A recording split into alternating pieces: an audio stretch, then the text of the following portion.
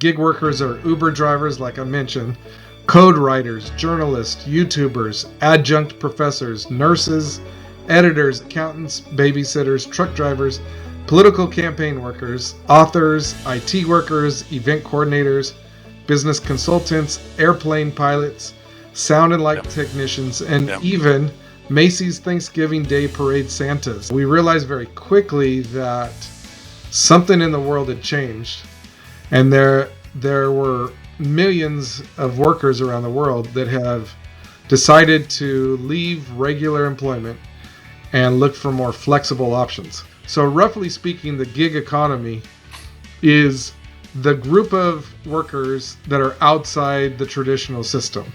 These are people that are willing to do some task, some job, some short-term gig that has no long-term commitment. And the people that purchase those services also enjoy that they're not hiring an employee that they're going to have to try to retain and engage them in the work. They just know, I'm hiring this person for a short amount of time, they're going to do their work, and then they'll either be gone or I'll hire them again. When you hire a gig worker, or maybe organizations translate this into a contract worker, you pay them, we come up with an agreement, this is how much I'm going to pay you. At the end of it, I write you a check and c'est la vie, right? I don't have to talk to you anymore. You got your 1099, I'll give you at the end of the year. And I don't have to be concerned with you.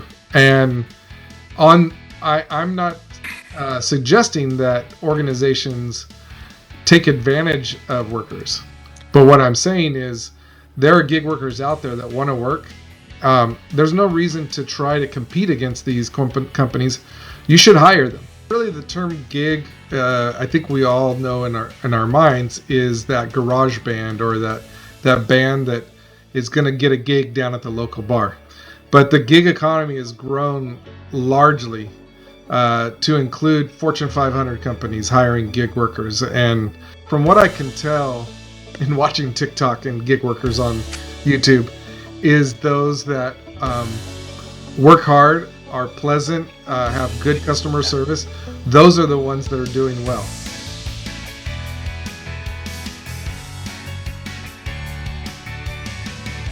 Greetings and welcome to the New World of Work podcast. This is podcast number 10. Unbelievable. So now we're going to have another great podcast talking about managing human resources in a gig economy. So I'm joined by Dr. Bob and Bill Garrison, and I'm your host, Dr. B. So I'm going to turn it over to Bill Garrison to lead us off. But what I did want to mention real quickly is that we have more than 50% of the U.S.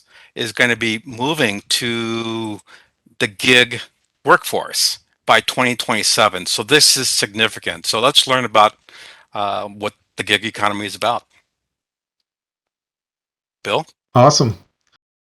Well, I also want to say we appreciate all of you that have subscribed to the YouTube channel and subscribed to us on podcasts, giving us ratings.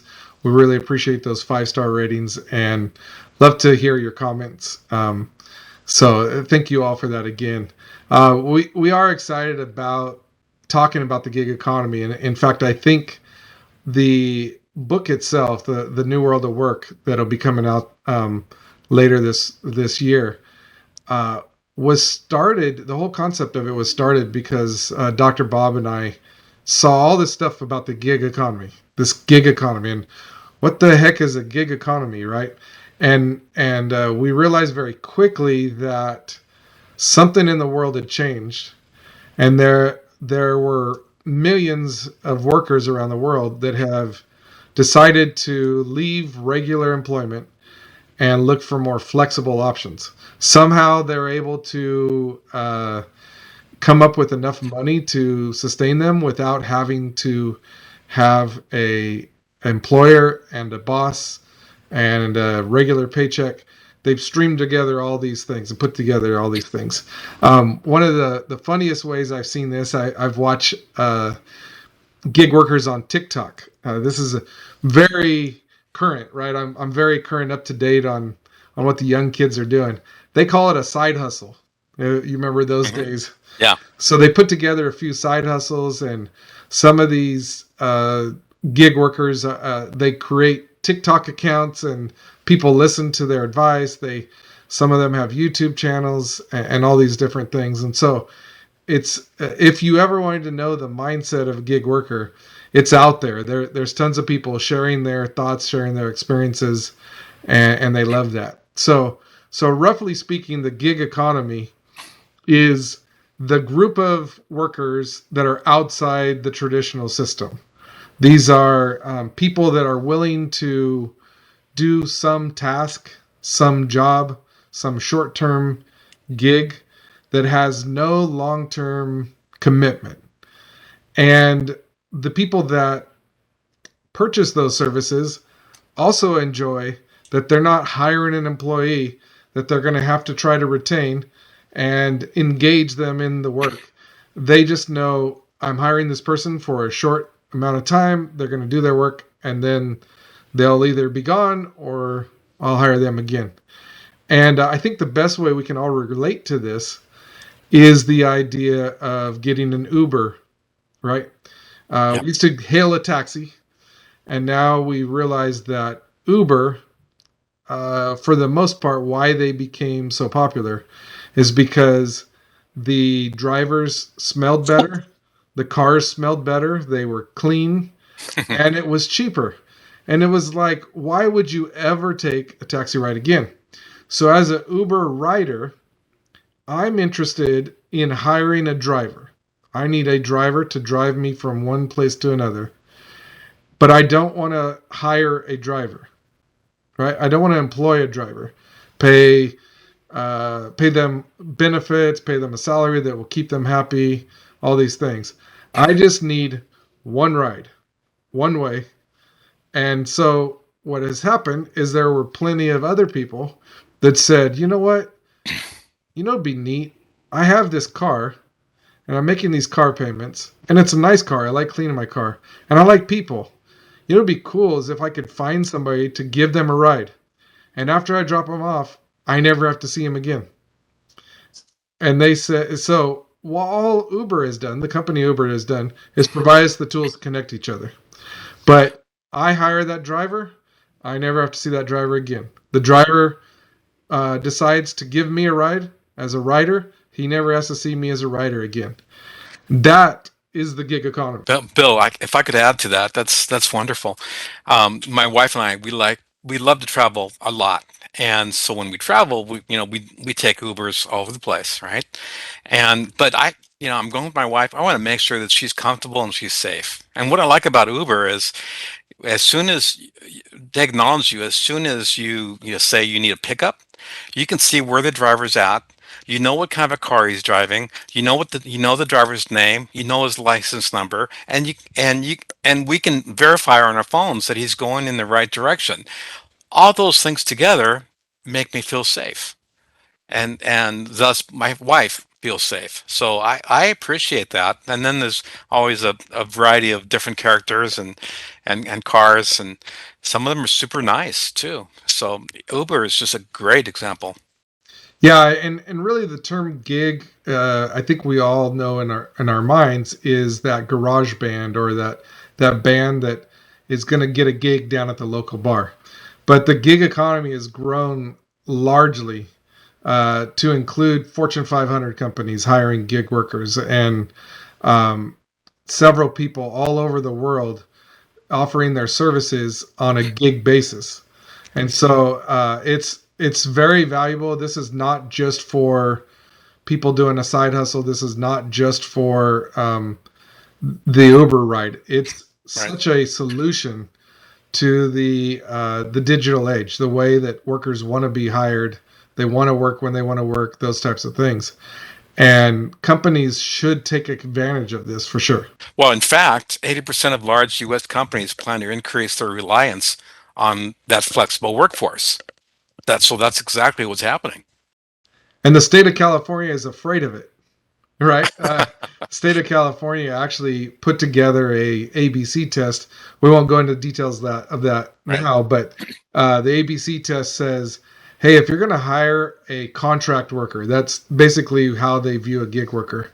They have to not be some of your core business, these types of things, and so they're very concerned about the impact of the gig economy. So it's very strong. It's growing. The opportunity is there.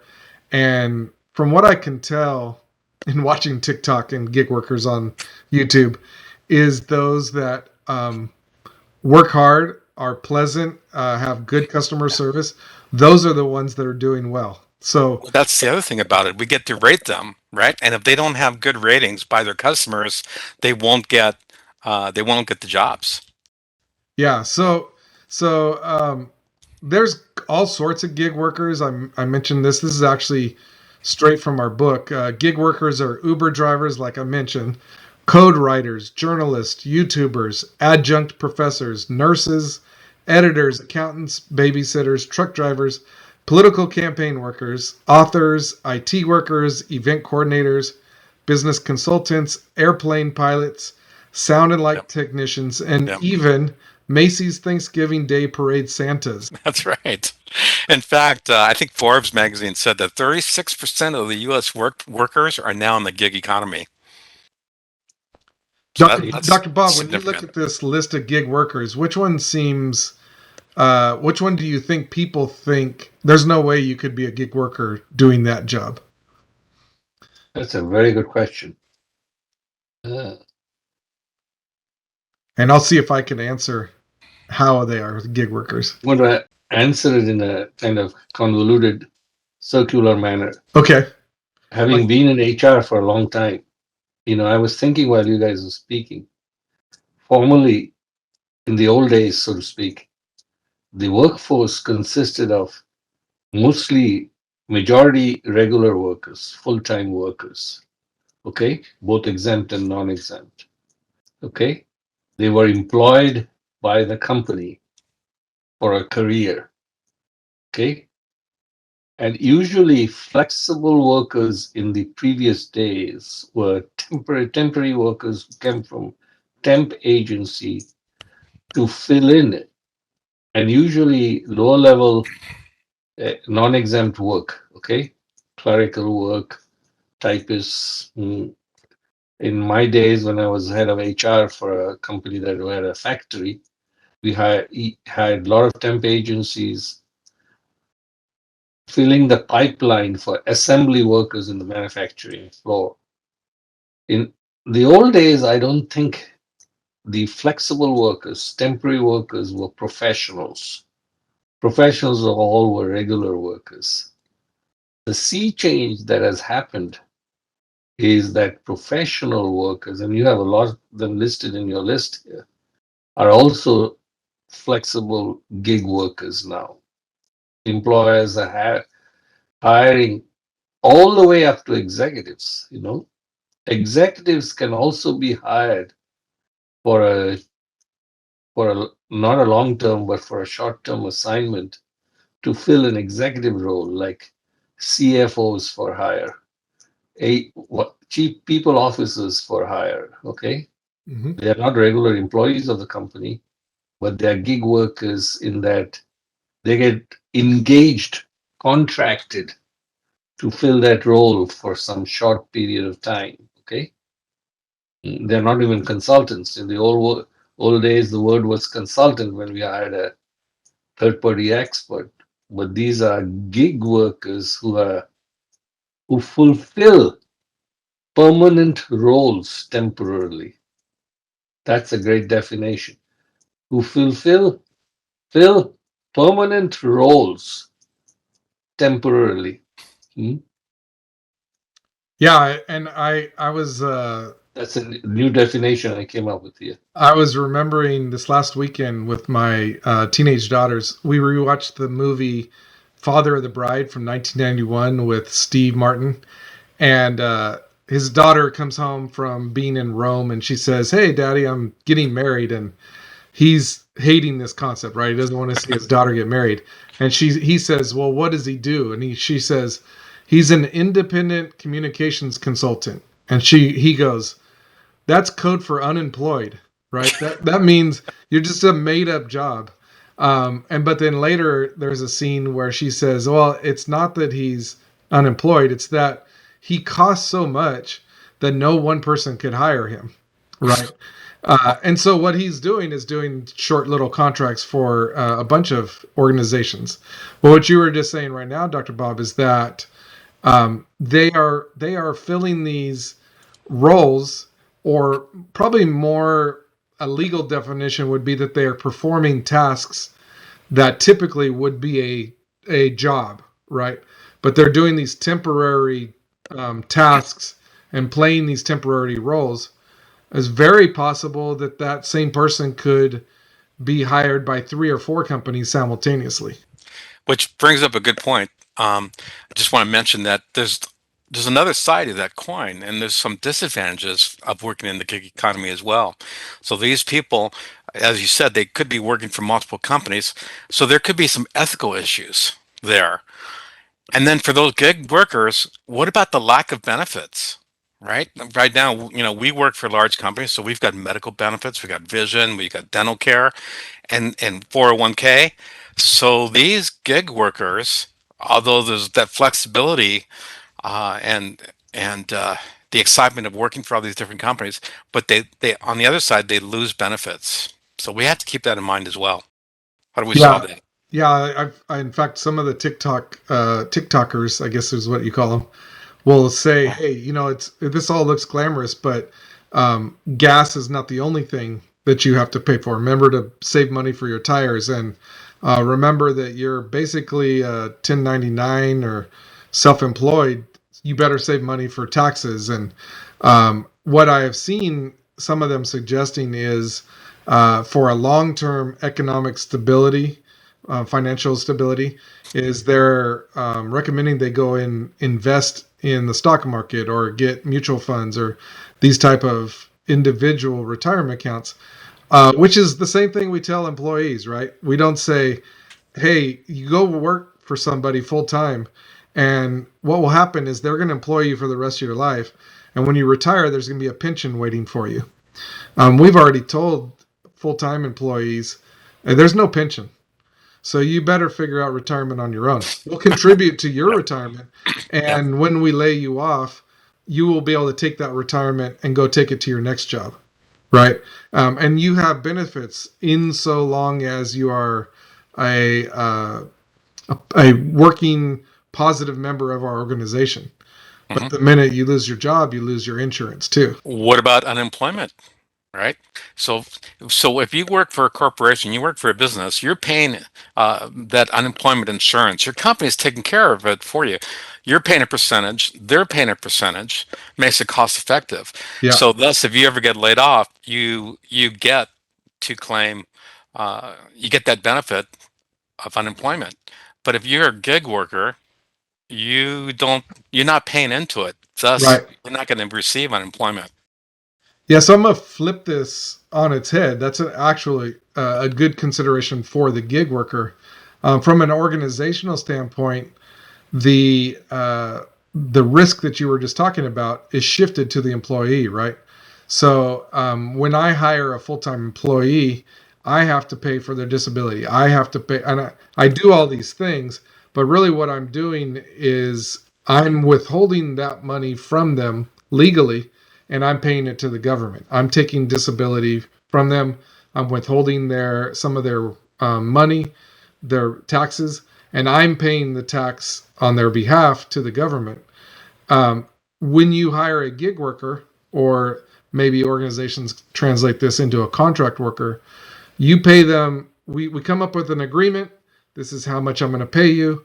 At the end of it, I write you a check and say la vie, right? I don't have to talk to you anymore. You got your 1099. I'll give you at the end of the year. Um, and I don't have to be concerned with you. And I'm not suggesting that organizations take advantage of workers, but what I'm saying is there are gig workers out there that want to work, There's no reason to try to compete against these companies. You should hire them.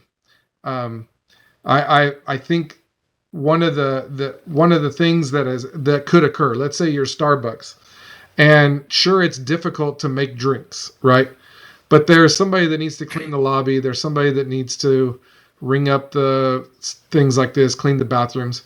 What if you just said, we have several positions here at Starbucks that are 4 week commitments. You work with us for 4 weeks. While you're here, you Yeah. get a discount, and we're going to pay you for that 4 weeks. And at the end of that 4 weeks, we can choose to part ways.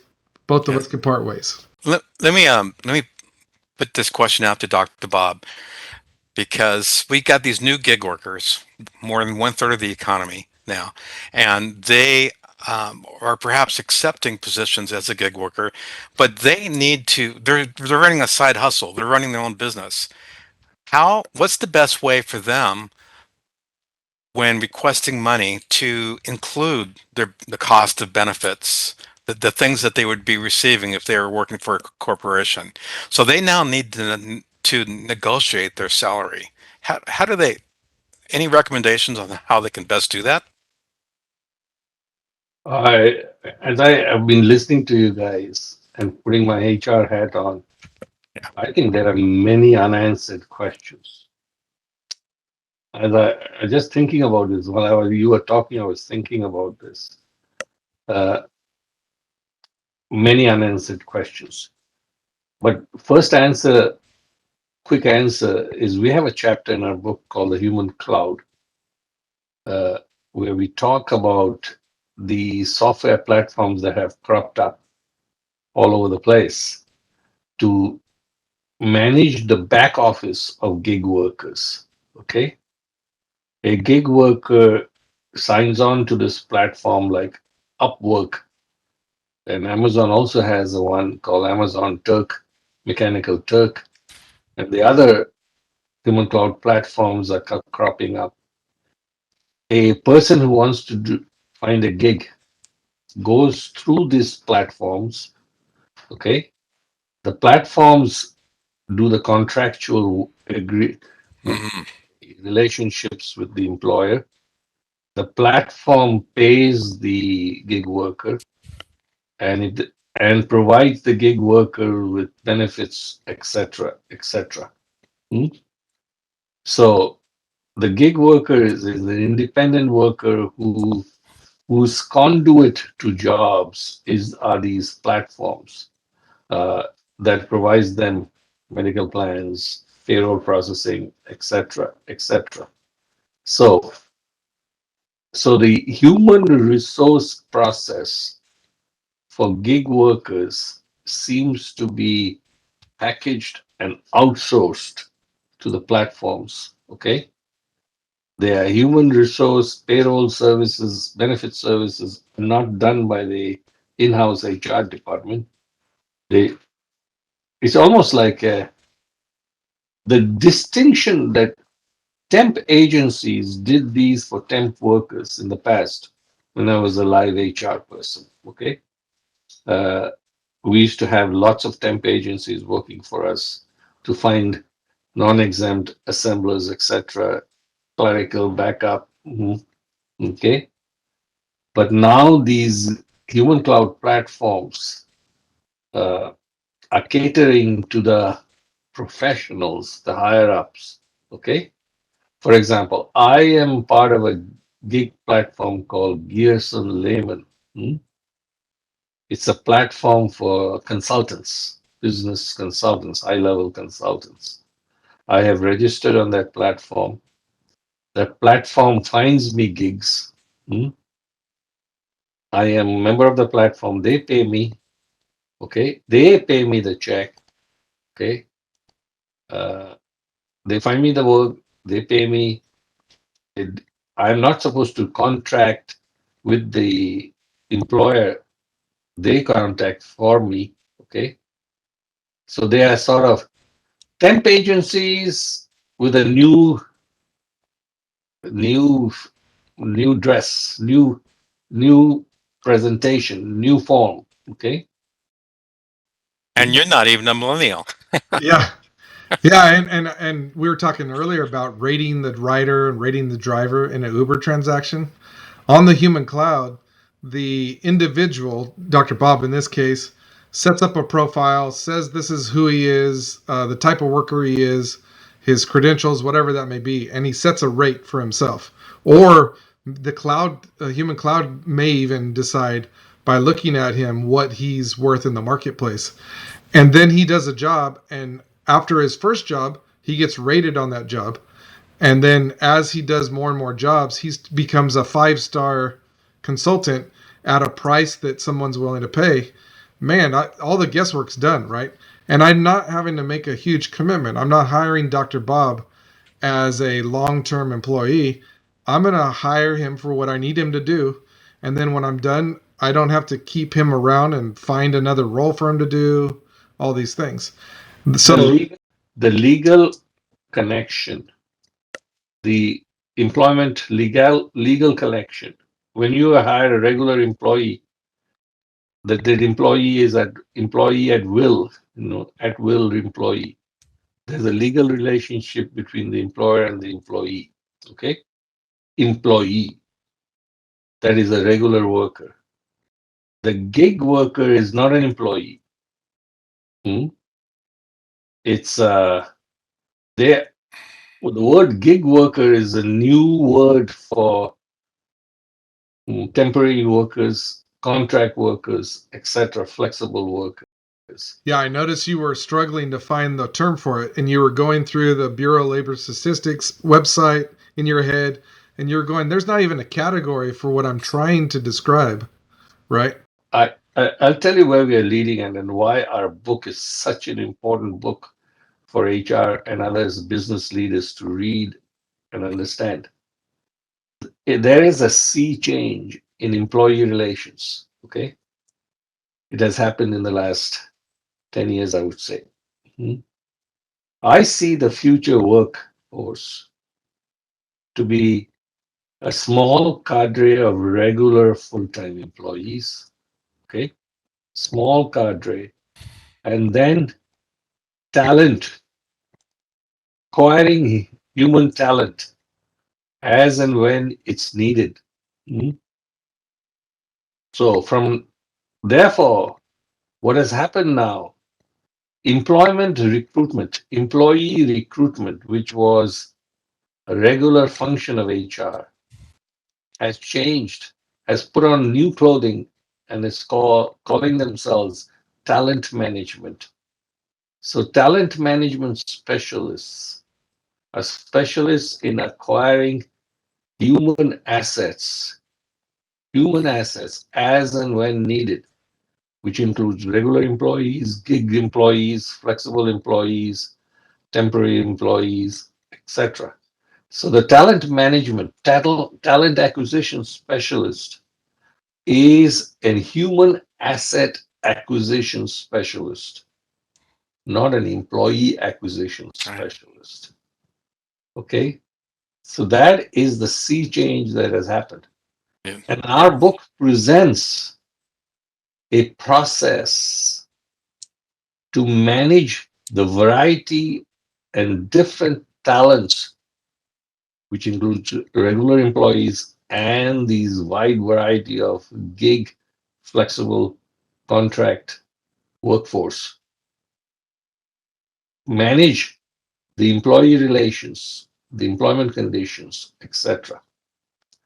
So that is the sea change. And we present in our book a new model called the human asset lifecycle model, where it's not a human resource management model, it's a human asset lifecycle model. Because the workforce composition of the modern workplace in the last 10 years and going forward will be significantly different. Yeah.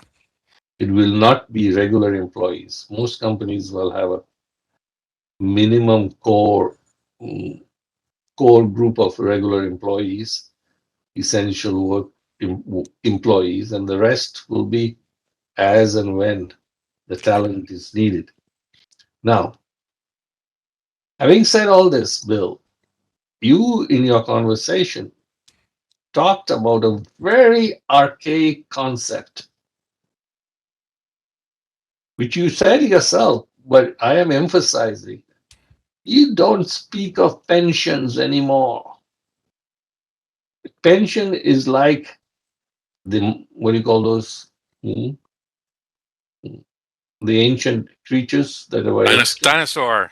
dinosaurs. Pensions are dinosaurs. There is nothing called pension. Yeah. Okay. When you say pension, you're talking about your grandfather's days of defined benefit pension plans. Defined benefit pension plans are gone in private sector, out the window. Yeah. Unless you work for the state or the government. Only private public service. Hmm. Defined benefit pensions. That dramatizes what sea change has happened in human asset management. In the past, defined benefit pension plans assumed that there was lifelong employment with an employer. Hmm? And they, and I don't want to go into the benefits detail, but that got changed with defined contribution plans. That's right. So it's very easy for employers to offer defined contribution plans, 401k plans to any type of talent group. Okay, you can just open up your 401k plan to various talent groups if you want to. They don't have to be an employee. The Yeah. university we are affiliated with, all the visiting professors are eligible for the 401k plan. Mhm. Because it's based on That's right. what they contribute, not what the employer contributes. Employer contributes a matching amount, very little matching amount, okay? But based on what you contribute. Hmm? So pensions, remember, pensions are your responsibility, is the individual's responsibility. What income you have at retirement. Hmm? So what That's what that's what I try to tell my students, young students. Hey, start saving money for your retirement right now. Put aside $100, $2,500 every month. Hmm? I was laughing in my head right now because what you're saying is the gig economy is new, but it's not so new. It's actually a very old concept. If you think back to agrarian societies where I may own my own land and my own house, I'm going to go farm and I'm going to choose when I'm going to work and where I'm going to work. And I'm going to store up money for the future. I'm going to do all these things. Uh, that's what we've come back to. Gig workers are really they're defining their own futures and they're putting together several different gigs to create a lifestyle that they want. They've given up on the idea that the employer is the hero of their story. Employers have also changed their paradigm. They realize, employers are realizing, why should I hire hundreds of people as regular full-time employees? Okay. When the nature of work is so dynamic, so changing, ever changing, you know, job descriptions are obsolete. If somebody tells me write a job description, I say, what, what job? There is no job. There are just roles. Okay, flexible working opportunities. Yep. Okay, I agree with you so too. enough As said. we What a want to, gig economy is going to major change. I suggest our listeners really look out for our book because we are presenting a new model for this new age of work, the human asset lifecycle model. thank you, Dr. Bob.